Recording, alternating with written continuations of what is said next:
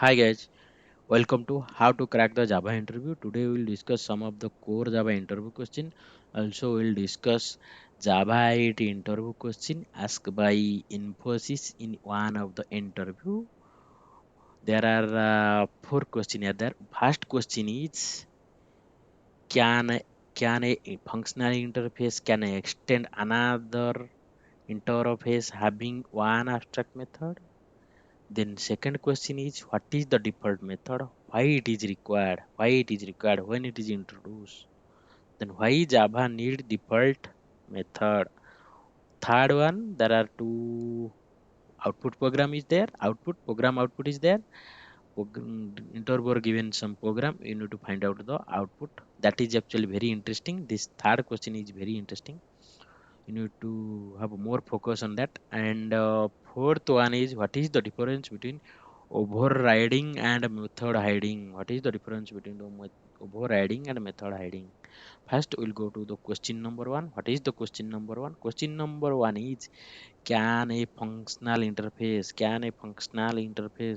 extend another interface having one abstract method? What is the answer, sir? What is the answer, sir? Answer is no. Functional interface cannot extend another interface having one abstract method. Answer is no. A functional interface cannot extend another interface with abstract method. It will break the rule of abstract method for functional interface.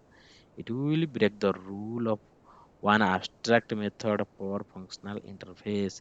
It can be extended to other interface which does not have any abstract method, only have default method or static method. Yeah. What is the answer of the first question? No. Sorry. Answer is no. One functional interface cannot extend another interface having one abstract method, but it can extend another interface having static method, having default method. We'll go to the programmatically, we'll see how it is working. Just example, I have an interface. Just example, I have an interface. I need to write public void m1 method is a abstract method. Then another interface t, that is a other functional interface is there. It is a functional interface. Extend I. Then I have another the inside the functional interface t. I have the another abstract method public void m1 or m2. What is okay? Okay, we'll check a functional interface having one abstract method. We can extend by any another functional interface. The functional interface extend another interface I which having one abstract method. We'll go to the program. We'll go to the command prompt. We'll check test.java. Test.java. Okay.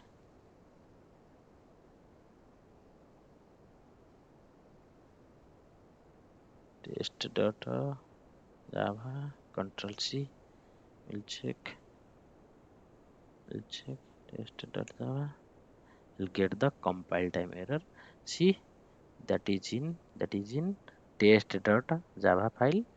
I have written one interface I having one abstract method. Then I implemented another interface, that is the functional interface. What is the output? Error unexpected at that functional interface.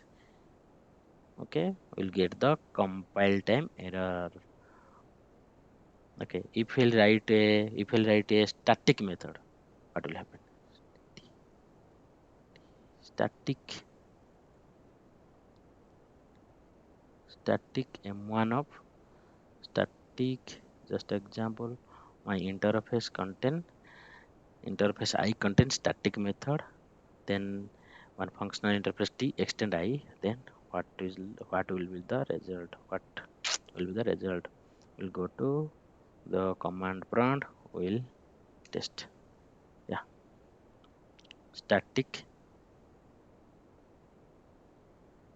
public static void. Okay, return type void.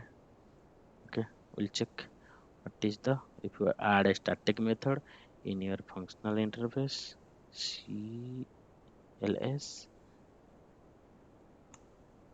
Yeah, it is compiled successfully. Means in functional interface having static method, if you want functional interface having static method, we can extend that by using functional interface, another functional interface that will work. Then we'll go to our slide. In first question, it is no. Can functional interface cannot extend another interface having one abstract method, but we can extend functional interface another interface having static method or default method. Okay. Next question. We'll go to the next question. That is very important, sir. Most of the interviewer are asking that question. What is default method? Default method. Default method is a method. It is introduced in Java 8. It is used to provide the backward compatibility to the older interface without breaking the functionality. It will provide the backward compatibility to the older interface without breaking the functionality. Means if I have an interface. I have an interface. If I'll add a new interface having so many implementation class, many number of implementation class. Then tomorrow, one new functionality came. I am adding that functionality. I am adding one method in interface. Then what will it will break? It will break. It will break. I am adding one abstract method. If we are adding one abstract method in interface, we have to override, mandatory to override all the implementation class. If you do, if you add, then it will break the existing functionality. Then Java people decide introduce one beautiful feature that is called default method. Default method is if you add the default method, no need to override in your implementation class. It will not break the existing functionality. Then concept is called default method without affecting the implementation class. If you want to add a new method or new functionality in your interface known as default method, that is called default method. It is required to provide the backward compatibility to the older interface. Then we'll go to the third question. We'll go to the program output. Okay. Just example. I have parent class. A child class extend parent class. Okay. We'll see the program. What is the program?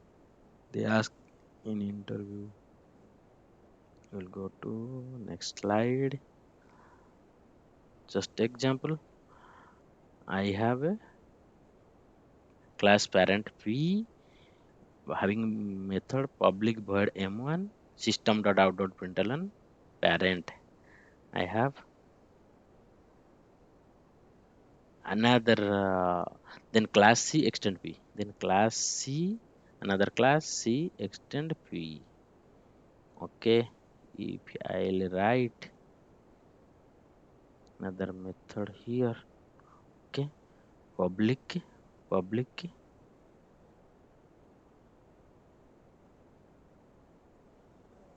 just example. I need to write one method that will string instead of void that string m1 and class C extend P, that is object m1. Okay, that is system.out.println parent, that is system.out.println child.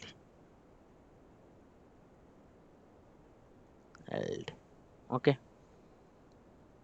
Then I have to go to test class. Main method, public static void m1. I created one object p equal to new p. Then p dot m1 p.m1. Okay. Then c equal to new c child class object I created. Then c dot m1. Can you please tell, sir, if I'll call p dot m1, which method will call? Clearly see that I have a parent class having method public string m1 system.out.println child class c extend p public object m1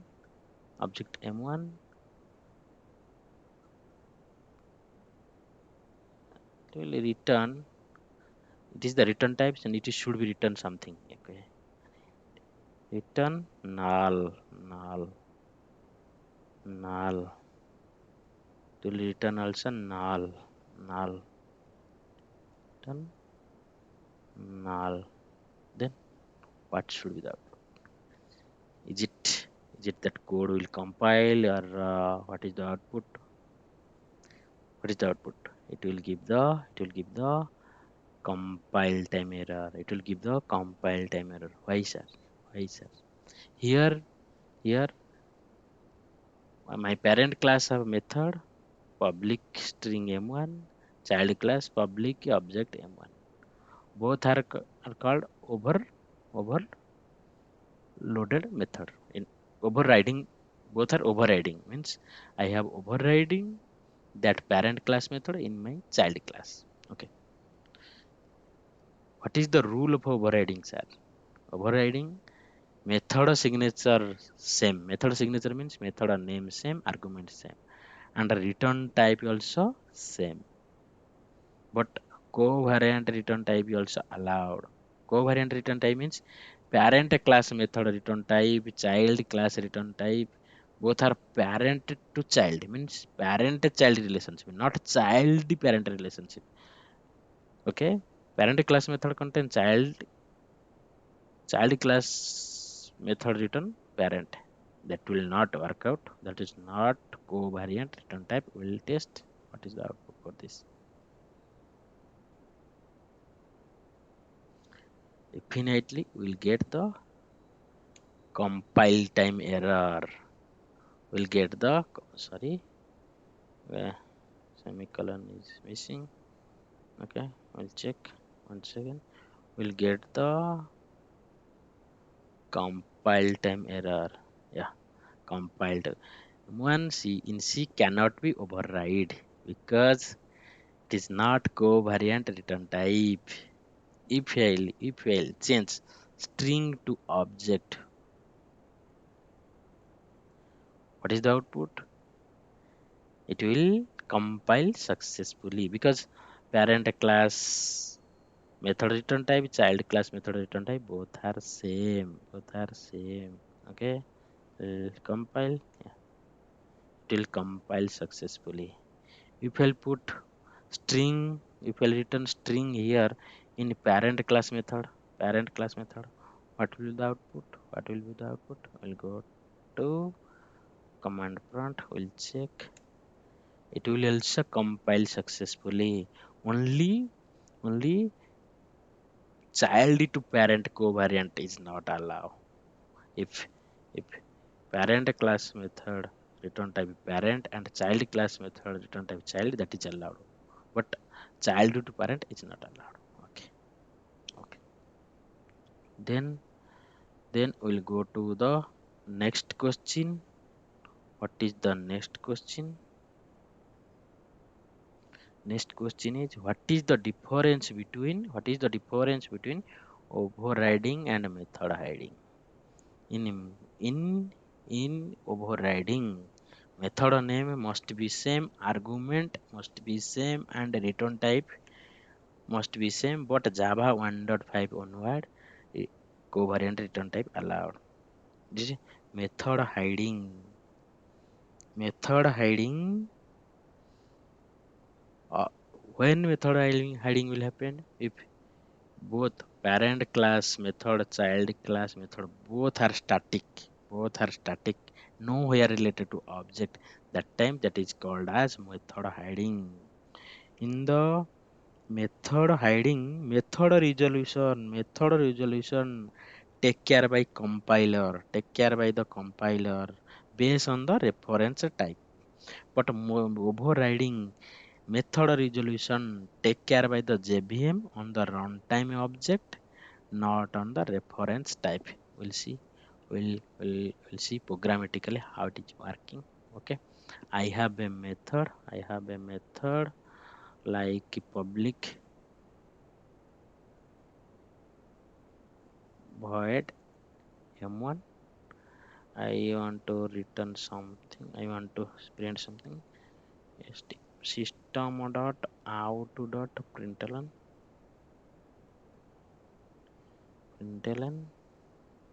parent parent.